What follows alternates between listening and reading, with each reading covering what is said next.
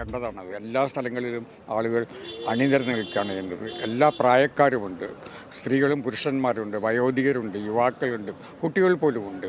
അങ്ങനെ നമ്മുടെ അവകാശങ്ങൾക്ക് വേണ്ടി ഒരു പുതിയ ഒരു നവകേരള സൃഷ്ടിക്ക് വേണ്ടി നമ്മൾ പോരാടുകയാണ്.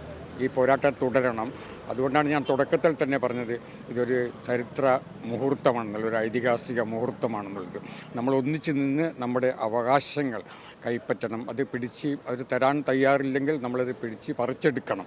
അതിനുള്ള ഒരു തുടക്കമായിരിക്കട്ടെ മനുഷ്യച്ചങ്ങല. ഇതിന് ഞാൻ ആശംസകൾ നേരുന്നു. ഈ മനുഷ്യച്ചങ്ങല വിജയിക്കട്ടെ. അത് ഇവിടെ നിന്ന് കേരളത്തിൽ കാസർഗോഡ് നിന്ന് തുടങ്ങി തിരുവനന്തപുരം പുരയാണ് ഈ മനുഷ്യച്ചങ്ങല. പക്ഷേ എനിക്ക് തോന്നുന്നത് അത് ഡൽഹിയോളം എത്തുമെന്നുള്ളതാണ്.